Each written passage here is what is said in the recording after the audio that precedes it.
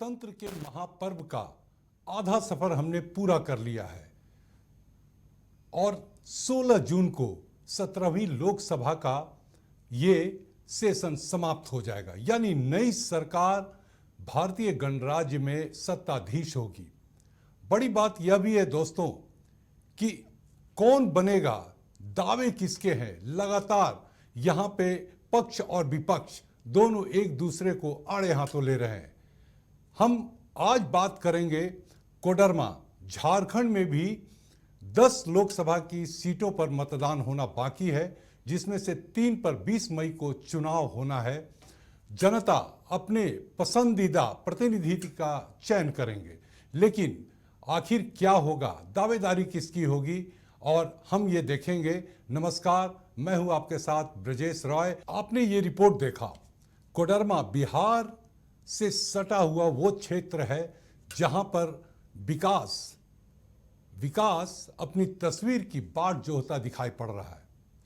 बड़ी बात यह है कि भारतीय जनता पार्टी ने एक बार फिर से अपनी निवर्तमान सांसद अन्नपूर्णा देवी पर भरोसा जताया है, लेकिन उनके मुकाबले में है यहाँ पर जो इंडी गठबंधन से उम्मीदवार हैं, माले सीट से हैं, वो हैं विनोद सिंह। बगोदर क्षेत्र से विनोद सिंह विधायक भी हैं और बहुत ही साफ छवि वाले विधायक माने जाते रहे हैं और जमीन से जुड़े नेता कहे जाते हैं। लेकिन कोडरमा का असली दावेदार कौन है और तस्वीरें किस तरफ लकीर खींचती हुई दिखाई पड़ेगी, इस पर आज हम पूरे आधे घंटे आपसे चर्चा करेंगे। और हमारे साथ चर्चा में खास तौर पर विशेष मेहमान है वरिष्ठ पत्रकार, रिपोर्टर पोस्ट इंग्लिश अखबार के संपादक नित्यानंद शुक्ला जी। नित्यानंद जी, आपका बहुत बहुत स्वागत है। फिर से एक बार आपको बताना चाहूंगा कि नित्यानंद शुक्ला जी रिपोर्टर पोस्ट अंग्रेजी अखबार के संपादक है, लेकिन यहाँ वो हिंदी में बात करेंगे। शुक्ला जी, सबसे पहला सवाल आपको कोडरमा के बारे में आपसे थोड़ा जानना चाहूंगा। अभी हमारी रिपोर्ट में लोगों ने देखा, आपने भी देखा, ये बताइए कि कोडरमा में क्या कुछ लगता है और क्या कुछ दिखता है। देखिए, कोडरमा में जब तक अन्नपूर्णा देवी और CPI-ML के विधायक विनोद सिंह के बीच में 1-to-1 फाइट था, उस समय तक ये लग रहा था कि बीजेपी को एक एज ओवर है। लेकिन जब जयप्रकाश वर्मा के आने के बाद वहाँ का चुनाव इंटरेस्टिंग हो गया है और ये चुनाव कई मानों में महत्वपूर्ण भी होगा। आपको बता दें कि जो पिछले बार में अन्नपूर्णा देवी लगभग 60% से ऊपर मत लेकर आई थी और उनके प्रतिद्वंदी उस समय हुआ करते थे बाबूलाल मरांडी जी। उस समय वो JVM के अध्यक्ष हुआ करते थे। इस बार बाबूलाल मरांडी जी राजधनवार से विधायक है, जो कि कोडरमा कंस्टिट्यूएंसी में आता है और बीजेपी के अध्यक्ष भी हैं। लेकिन अन्नपूर्णा देवी के साथ में बहुत सारे मोदी फैक्टर है साथ में, लेकिन डगर बड़ी कठिन है उनके लिए जयप्रकाश वर्मा के आने के बाद। बिल्कुल, डगर बहुत कठिन है। बहुत दिलचस्प बातें नित्यानंद शुक्ला जी ने कही कि भारतीय जनता पार्टी के वर्तमान प्रदेश अध्यक्ष, राज्य के पहले मुख्यमंत्री बाबूलाल मरांडी उनके विरुद्ध चुनावी मैदान में थे 2019 में, और अन्नपूर्णा देवी रातों रात आरजेडी छोड़कर बीजेपी का दामन थामती और उसके बाद में उन्हें कोडरमा से लोकसभा का चेहरा भारतीय जनता पार्टी ने बनाया और शानदार जीत दर्ज की थी। बाबूलाल मुंह की खाए थे और लगभग 4,55,000 से ज्यादा वोटों से अन्नपूर्णा देवी वहां पर जीती थी 2019 में। लेकिन 2019 से 2024 के बीच में फासला 5 वर्षों का है और इन 5 वर्षों में जो कोडरमा की जनता है, वहां की जो प्रमुख समस्याएं हैं, शिक्षा, बेरोजगारी और बेरोजगारी की वजह से पलायन, माइका इंडस्ट्री के तौर पर बहुत तेजी से विकसित किया जा सकता था कोडरमा को। लेकिन 6 विधानसभा जो कोडरमा में आते हैं, अगर वहां विकास की किरणों की बात की जाए तो वो अभी भी सिफर नजर आती हैं। लेकिन दूसरी तरफ जो पूरे देश का एक मंसूबा है कि किस तरीके से मोदी फैक्टर बनाम इंडी गठबंधन, तो इसको लेकर के नित्यानंद जी आपसे जानना चाहूंगा कि क्या लगता है, क्या वाकई मोदी फैक्टर है? देखिए, एक हम लोग कई जगह झारखंड के चुनावी दौरे में गए थे, लोगों से खूंटी गए, लोहरदगा गए, अन्य क्षेत्रों में भी गए, कोडरमा में भी जाने का मौका मिला। लोगों में एक बड़ा परसेप्शन जो बना है, मोदी फैक्टर तो है, और ये बात किसी को नहीं भूलना चाहिए कि मोदी आज भी लोगों के दिलों पर राज करते हैं। अगर जो मोदी की बात आती है तो मोदी नंबर 1 पर हैं, सबसे ऊपर हैं, और मोदी के सामने में कोई भी नेता नहीं टिकता है। लेकिन जब अब बात एमपी की आती है तो एक बड़ा पॉपुलर परसेप्शन लोगों के बीच में बन रहा है, मोदी से बैर नहीं, एमपी तेरी खैर नहीं। कारण क्या है कि लोगों की जो अपेक्षा और आकांक्षाएं थी कि हमारे एमपी, जैसे अन्नपूर्णा देवी हैं, अन्नपूर्णा देवी केवल एमपी ही नहीं रही हैं, वो केंद्र में मंत्री भी रही हैं और शिक्षा की मंत्री रही हैं। वैसे में केंद्र कोडरमा में बहुत कुछ किया जा सकता था। कोडरमा में और गिरिडीह में, चूंकि जैसा आपके रिपोर्ट में बताया गया कि कोडरमा के 6 में से जो 4 विधानसभा है वो गिरिडीह में आता है, तो वो जो विकास का होना चाहिए था, ठीक है, वो बरही से कोडरमा के बीच में जो 4 लेन रोड था वो कंप्लीट हो गया है, जो बिहार में आगे नवादा वगैरह तक कनेक्ट करता है, तो वो कहीं ना कहीं एक अच्छी बात है। लेकिन जो 4 विधानसभा गिरिडीह में आते हैं उनका अपेक्षाकृत जितना विकास होना चाहिए था वो नहीं हुआ है। दूसरी बात यह है कि मैंने कहा जयप्रकाश वर्मा का फैक्टर है। साथ साथ में आपको एक चीज़ और बता दें कि हमारे पूर्व मुख्यमंत्री की पत्नी श्रीमती कल्पना सोरेन जी, जो गांडे विधानसभा से चुनाव लड़ रही हैं, वो विधानसभा भी कोडरमा के क्षेत्र में ही आता है। तो उनके बाद वहाँ से आने के बाद भी वहाँ के चुनाव और इंटरेस्टिंग हो गया है। बिल्कुल, कल्पना सोरेन झारखंड की राजनीति का एक ऐसा चेहरा है कि उस चेहरे के प्रति लोगों में भरोसा बढ़ता जा रहा है। और बड़ी बात है कि 20 मई को जो 3 लोकसभा के चुनाव होने हैं उसमें गांडे का विधानसभा का उपचुनाव भी होना है। वहां भी मामला दिलचस्प है कि जिस तरीके से दिलीप वर्मा के पक्ष में या फिर भारतीय जनता पार्टी के लिए वोट मांगते हुए प्रधानमंत्री मोदी लगातार अपनी फैक्टर को वहां बताते रहे और लगातार लोगों से कहते रहे कि मोदी है तो सब कुछ मुमकिन है, और साथ ही कि मैं किसी भी चोर के घर में घुसकर जो पैसा चोरी का है उसे निकालूंगा। लेकिन कल्पना सोरेन की बात, विधानसभा चुनाव में क्या होता है, दिलीप वर्मा आगे बढ़ते हैं या कल्पना सोरेन पे झारखंड की जनता, गांडे की जनता भरोसा करती है। लेकिन यहाँ पर सवाल ये है कि अन्नपूर्णा देवी के मुकाबले में जो विनोद सिंह है, अभी भी युवा हैं और स्वच्छ छवि वाले माने जाते हैं, वो कितने दमदार नजर आ रहे हैं आपको नित्यानंद जी? देखिए, विनोद सिंह, इसमें कोई डाउट नहीं है कि विनोद सिंह महेंद्र सिंह के पुत्र हैं, और महेंद्र सिंह की जो एक छवि रही है, हम लोग कह सकते हैं कि एक अनडिवाइडेड बिहार में जब असेंबली हुआ करती थी या जब झारखंड का निर्माण हुआ था, उसके बाद महेंद्र सिंह की एक अपनी पहचान रही है। जब वो विधानसभा में बोलते थे तो उनकी एक अलग व्यक्तित्व निखर कर दिखता था, वो झारखंड विधानसभा में भी देखने को मिलता था। विनोद सिंह भी कहीं न कहीं जब वो बोलते हैं तो ये स्वाभाविक है कि कहीं न कहीं महेंद्र सिंह की जो छवि है कुछ न कुछ उनमें वो रिफ्लेक्ट होती है। जब वो बात करते हैं, बातों को मजबूती से रखने का वो काम करते हैं। दूसरी बात ये है कि स्वच्छ छवि के नेता हैं और बातों को अपने ढंग से रखना विधानसभा में जानते हैं, अपनी बातों को। तो ये एक फैक्टर उनके साथ काम कर रहा है। अन्नपूर्णा देवी के साथ ये है कि अगर जो हम कास्ट फैक्टर पर जाएंगे तो कास्ट फैक्टर में अगर जो हम जाते हैं तो 1 से 1.5 लाख के आसपास में कुर्मी कोयरी वोट वहाँ कहा जाता है, जो माना जाता था कि ट्रेडिशनली बीजेपी का हुआ करता था। कहीं न कहीं जयप्रकाश वर्मा के आने से वो वोट बीजेपी कितना बचाने में सफल होती है, ये तो आने वाले समय में देखना होगा। इसलिए कि लोगों को ये मानकर चल रहे हैं कि जयप्रकाश वर्मा जो है बीजेपी इंडी गठबंधन से ज़्यादा हो सकता है। अगर जो कुर्मी कोयरी वोट को अपने तरफ लुभाने में सफल होते हैं तो कहीं न कहीं इससे बीजेपी को थोड़ा घाटा हो सकता है। बीजेपी को घाटा हो सकता है। अगर जातिगत समीकरण की बात की जाए तो जयप्रकाश वर्मा, जो बीजेपी को टाटा बाय बाय करके कुछ ही दिन पहले उन्होंने जेएमएम का दामन थामा था और उनके अंदर की चाहत थी कि झारखंड मुक्ति मोर्चा उन्हें कोडरमा से अपना चेहरा बनाए, लेकिन झारखंड मुक्ति मोर्चा ने, कांग्रेस ने ये सीट सीपीआईएमएल को दे दिया।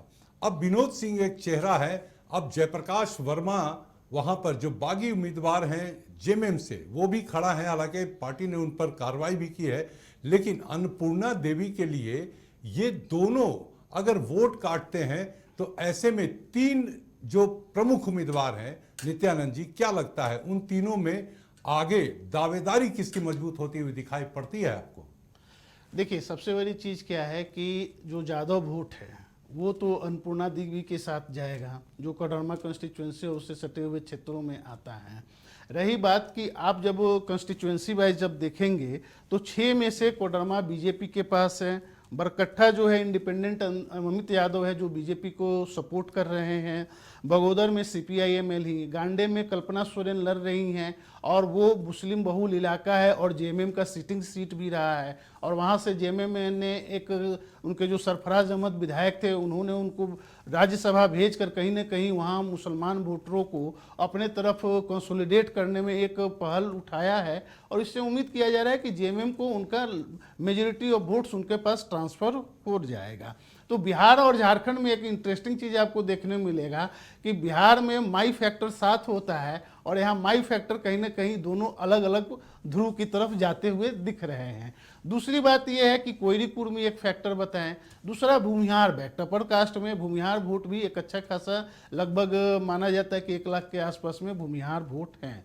तो भूमिहार वोटों के बारे में ये है कि वो उसमें से ये अभी तक जो वहाँ से रिपोर्ट मिल रहा है कि क्या सारे भूमिहार एक साथ बीजेपी को वोट करेंगे या वो स्प्लिट होगा। अगर जो सारे भूमिहार एक साथ बीजेपी को वोट करते हैं तो जो कोयरी कोरमी का वोट शिफ्ट करने का चांसेस दिख रहा है, उससे जो घाटा होगा वो बीजेपी भरपाई करने में सफल हो पाएगी। लेकिन क्या भूमिहार वोट एक साथ पूरे के पूरे बीजेपी को जाएगा, इस पर अभी कहना बड़ा मुश्किल है। नित्यानंद जी, यहाँ पर एक सवाल और उसका जवाब आपसे चाहूंगा कि हाल के दिनों में पिछले 1 दशक को अगर हम पार करते हुए वर्तमान समय में पहुंचे तो जो चुनाव प्रचार का जो तरीका है उसमें भारी बदलाव दिखाई पड़ा है।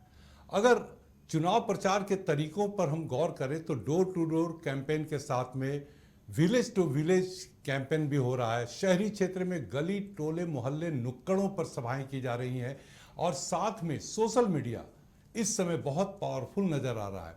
और बीजेपी के पास जो इंफ्रास्ट्रक्चर है और इसके साथ में मोदी का जो व्यक्तित्व है, जैसा कि आपने थोड़ी देर पहले कहा, तो इन सब मुकाबलों में अगर देखा जाए तो ऐसे मुकाबले में विनोद सिंह जो हैं वो कहां टिकते हैं, पहली बात। दूसरी बात कि विनोद सिंह जो उनका परंपरागत वोट है वो एक अलग फैक्टर डिजाइन करता है, लेकिन इसके साथ ही जो चुनाव प्रचार के तरीके हैं और जिस तरीके से बीजेपी भारी भरकम तरीके से पूरे देश में प्रचार कर रही है और मोदी एक आकर्षक व्यक्तित्व के साथ में जब मंच पर होते हैं या उनके नाम पर, सिर्फ उन्हीं के नाम पर बीजेपी वोट मांग रही है, तो विनोद सिंह कहां टिकते हुए आपको दिखाई पड़ते हैं ऐसे में? देखिए, पहला प्रश्न आपका जो चुनाव के प्रचार तरीके पर है, तो समय के हिसाब से मुझे याद है कि जब हम लोग बचपन में होते थे तो लाउड स्पीकर से रिक्शा के पर अलग अलग तरीक़ों से प्रचार होता था, सामग्री जो होता था पैम्पलेट वगैरह बांटे जाते थे। अब टेक्नोलॉजी का ज़माना है, व्हाट्सएप सोशल मीडिया का हर कैंडिडेट कहीं ना कहीं इस्तेमाल कर रहा है, और उसमें कहीं ना कहीं एक चीज़ आप जब बात करेंगे तो प्रचार माध्यम में और रिसोर्सेज के मामले में बीजेपी देश में नंबर 1 पर है, उसको कोई मैच नहीं कर पाती है, इसमें कहीं कोई डाउट नहीं है। बीजेपी का एक अपना सोशल मीडिया विंग है, उन्हें कैसे प्रचार करना है, उनके पास एक चीज़ क्या है कि एक एक डाटा अवेलेबल होता है, किस क्षेत्र में किसके पास कितना वोट है। बीजेपी को सबसे बड़ी चीज़ है कि बीजेपी कितनी जीतेगी हारेगी वो अलग फैक्टर, लेकिन बीजेपी को ये पता होता है कि कहाँ पर कौन वोटर, कौन लोग हैं जो उनके साथ है, कौन लोग हैं जो उनके साथ नहीं है। बीजेपी उस पर बड़े ही तरीके से काम करती है और उन्हें अपनी ओर लाने के लिए प्रयासरत रहती है।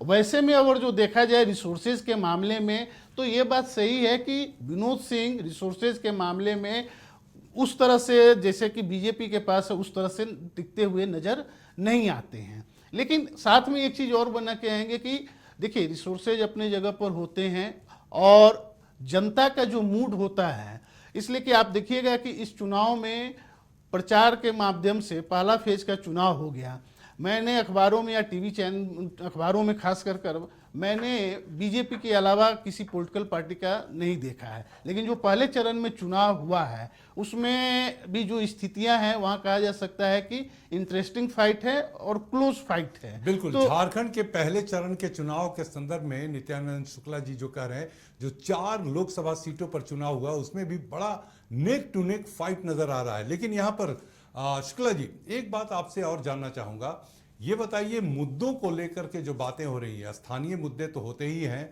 जाहिर सी बात है, अशिक्षा, बेरोजगारी, पलायन और साथ में मूलभूत सुविधाओं का अभाव। ये अभी दुर्भाग्य हमारे देश का कि अभी भी इन चीज़ों के लिए हम और आप गुहार लगाते हैं अपनी व्यवस्था से। लेकिन बड़ी बात है, मुद्दों की बात है, जहां तक प्रधानमंत्री नरेंद्र मोदी जो एनडीए का चेहरा है, प्रधानमंत्री का चेहरा है, और विपक्ष में इंडी में कोई भी गठबंधन में कोई भी चेहरा फिलहाल सामने आता हुआ नहीं दिखा है। राहुल गांधी पर सहमति बनेगी या नहीं बनेगी, खड़गे होंगे या क्या होगा, खैर।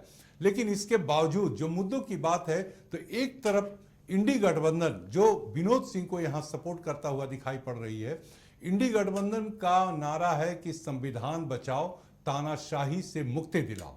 तो दूसरी तरफ मोदी का कहना है कि विकास, विश्वास और इसके साथ भ्रष्टाचार पर नकेल।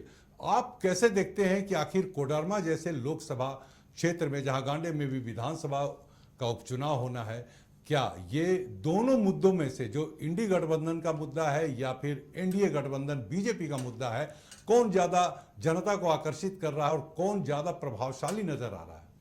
देखिए, जहाँ तक प्रधानमंत्री नरेंद्र मोदी की बात है, मैंने पहले भी कहा कि पूरे देश में मोदी अनमैच्ड लीडर हैं। उनकी जो पॉपुलैरिटी है, क्रेज है, मैं उनके रैलीज में गया था, 2-3 रैली जो झारखंड में हुआ है, तो मोदी का जो क्रेज है लोगों में, वो बिल्कुल उसको कोई क्वेश्चन नहीं किया जा सकता है, नंबर 1। दूसरी एक ये कि लोग, जितने लोग रैली में आते हैं मोदी को देखने के लिए, उसमें से क्या सारे के सारे वोट मोदी के फेवर में या बीजेपी के फेवर में पड़ेंगे? बहुत दिलचस्प बात आप बता रहे हैं कि रैलियों में भीड़ तो होती है, लोग उस व्यक्तित्व को देखने और सुनने आते हैं, लेकिन पूरा वोट में कन्वर्ट हो, ये दावा लोकतंत्र में कोई नहीं कर सकता। बिल्कुल, वही मैं बता रहा था कि मोदी का क्रेज है, और मोदी के नाम की जहां बात आती है, ये बात सही है कि विपक्ष में मोदी के पैरेलल का कोई नेता नहीं है। और आज भी अगर जो मोदी की बात आए और जो प्रेसिडेंशियल फॉर्म ऑफ इलेक्शन हमारे यहाँ होता, तो मोदी आज भी 60-70% वोट के साथ नंबर 1 के रूप में इमर्ज करते। लेकिन हमारे यहाँ पार्लियामेंट्री सिस्टम है डेमोक्रेसी का, तो इसमें हम अपना एमपी चुनते हैं। अब रही बात कि दोनों फैक्टर काम करता है। जो फर्स्ट टाइम के एमपी होते हैं, जैसे 2014 में, 2019 में मोदी के नाम पर एक तरफा वोट पड़ा था, और आज भी मोदी पॉपुलर है। लेकिन एक बहुत बड़ा प्रश्न है, चूंकि जो एमपी 1 बार या 2 बार से हैं और अपने क्षेत्र में नहीं गए हैं, तो जनता में कहीं ना कहीं इस बात को लेकर थोड़ी सी नाराजगी है कि भाई हमारे एमपी 5 साल रहे, हमें कभी पूछने के या हमारी जो बेसिक ज़रूरतें हैं या अपेक्षाएं हैं उनको लेकर वो उतने सजग नहीं दिखे। तो ये लेकर कहीं ना कहीं जनता के मन में थोड़ी बहुत बातें दिखती हैं। जनता के मन में सवाल है कि 5 सालों के लिए जिन्हें हमने अपना प्रतिनिधित्व करने का अवसर दिया, वो 5 साल रहे कहाँ? क्या सिर्फ दिल्ली बिताते रहे या दिल्ली और कोडरमा आवाजाही करते रहे? यहाँ पर एक सवाल और भी नित्यानंद जी आपसे जानना चाहूँगा। थोड़ी देर के लिए हम लोग कोडरमा लोकसभा के अंतर्गत ही गांडे विधानसभा में आते हैं।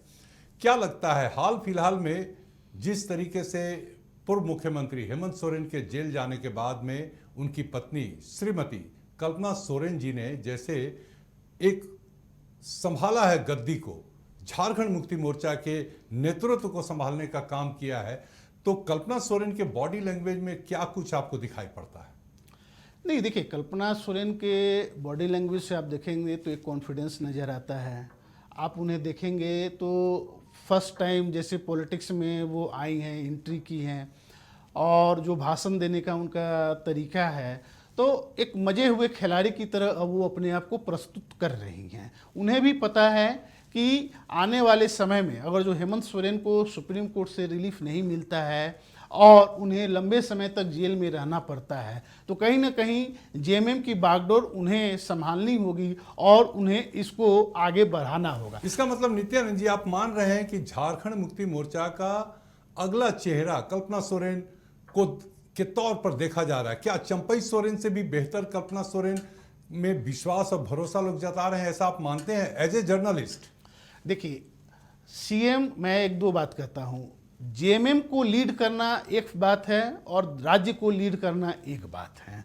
तो फिलहाल मुख्यमंत्री तो हैं चंपई सोरेन जी।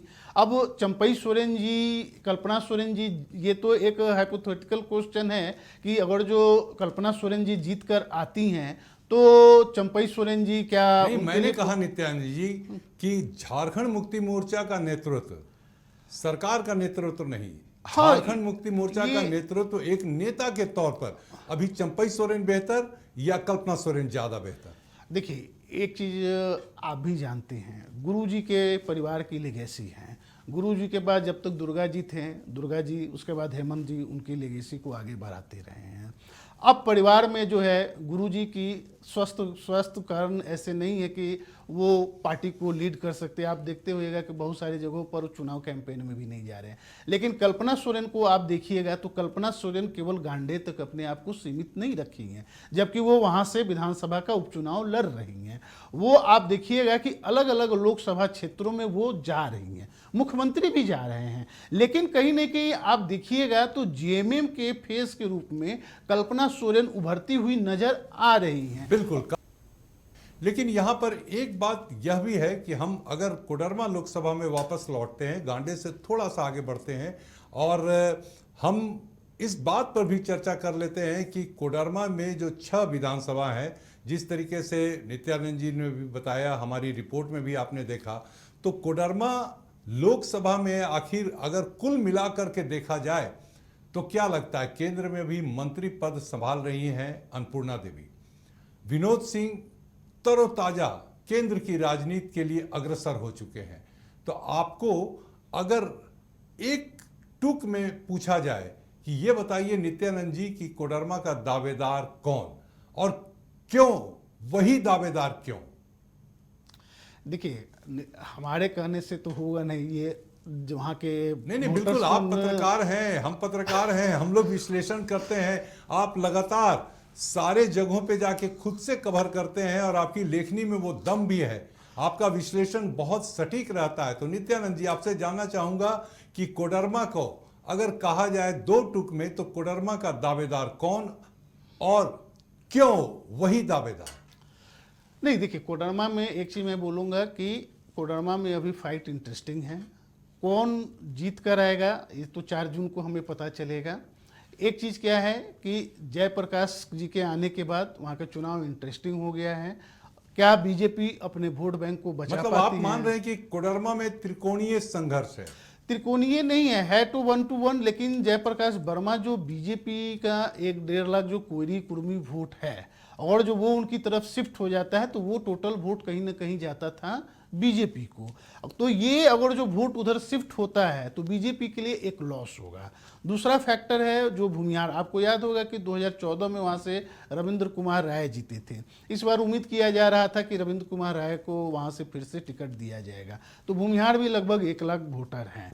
तो वहाँ पर भूमिहार जात को भी देखा जाए और जो भूमिहार जात भी, और जो बीजेपी का वो ट्रेडिशनल वोटर रहा है, अगर जो वो बीजेपी के साथ रहता है तो बीजेपी की स्थिति में नो डाउट एक अच्छी रहेगी। लेकिन अगर जो भूमिहार वोट में स्प्लिट होता है तो आप देखिए ये जो 2.5 लाख वोटर हैं, ये कहीं ना कहीं एक डिसाइडिंग फैक्टर बनेगा। नित्यानंद जी, आपने कहा कि त्रिकोणीय संघर्ष नहीं है, हाँ इंटरेस्टिंग है, लेकिन नेक टू नेक फाइट आप बता रहे हैं कि जो इंडी गठबंधन के संयुक्त साझा उम्मीदवार है विनोद सिंह, और दूसरा जो बीजेपी की उम्मीदवार हैं एनडीए गठबंधन फोल्डर की हैं, वो है अन्नपूर्णा देवी। लेकिन एक बात बताइए, बस अंतिम सवाल, समय का अभाव है, आपसे पूछना चाहूंगा कि बिहार से सटे होने के कारण क्या यही वजह है कि जातिगत फैक्टर कोडरमा लोकसभा में कुछ ज्यादा उभर कर सामने आता हुआ दिख रहा है? देखिए, कोडरमा, ये बात सही है कि बिहार से जितने सटे हुए क्षेत्र हैं बिहार में चूंकि इस बार सबसे जाति के नाम पर वोट हो रहा है और झारखंड भी उससे अछूता नहीं है। लेकिन एक आखिरी बात मैं कहूँगा कि मोदी फैक्टर सबसे बड़ा फैक्टर है। अगर जो वोटर जाने के अभी तक की जो स्थितियां हैं हम लोग उस पर परिचर्चा कर रहे हैं, और जो वोटर जाते के समय में वहाँ पर क्या मन बनाता है, क्योंकि वोटर अगर जो ये देखता है कि नहीं हमें दिल्ली देखना है तो परिस्थितियाँ अलग होगी, और जो उसे कोडरमा देखना है तो हो सकता है उसी स्थिति में परिस्थिति कुछ लेकिन और एक नाम आपसे जानना चाहूंगा कि आखिर दावेदार कौन? आपके चेहरे पे दावेदार मुस्कान है, दोनों लेकिन हैं, बता दीजिए। नहीं दावेदार दोनों हैं। और मैंने एक चीज तो कह दिया कि अगर जो लोग दिल्ली को देखेंगे तो उस तरह से चुनेंगे, अगर जो लोकल में देखेंगे तो लोग की वोटिंग पैटर्न वैसा होगा। इंडिकेशन साफ है, आप भी चलिए, समझ रहे इंडिकेशन हैं। साफ है। वरिष्ठ पत्रकार हैं नित्यानंद शुक्ला जी, रिपोर्टर पोस्ट के संपादक हैं। इन्होंने साफ तौर पर कहा कि लोकतंत्र के इस चुनाव में, चयन प्रक्रिया में यदि राष्ट्रवाद को देखा जाएगा तो यहां पर तस्वीर भारतीय जनता पार्टी की तरफ जाती हुई दिखाई पड़ती है। लेकिन अगर क्षेत्रवाद की अगर बात की जाए तो वहां पर तस्वीर जो है वो दावेदारी की तस्वीर विनोद सिंह की तरफ जाती हुई दिखाई पड़ेगी। खैर, बहरहाल 20 मई को कोडरमा लोकसभा के तमाम मतदाताओं से मेरा अपील होगा, और साथ में और 2 जो लोकसभा के में वोट पड़ने हैं, यानी हर वोटर से मैं अपील करना चाहूँगा, समाचार प्लस ये अपील करना चाहेगी कि आप वोट डालने जरूर जाएं, और साथ में अपने अगल बगल अड़ोस पड़ोस के लोगों को भी इसके लिए प्रेरित करें, क्योंकि लोकतंत्र के महापर्व में हमें भी शामिल होने का अवसर 5 साल पर मिलता है, और हम अपने विशेषाधिकार मताधिकार का प्रयोग जरूर करें और एक अच्छे प्रत्याशी का चयन करें। ये समाचार प्लस झारखंड बिहार आपसे अपील करता है। फिलहाल इस शो में मेरे साथ इतना ही। नमस्कार।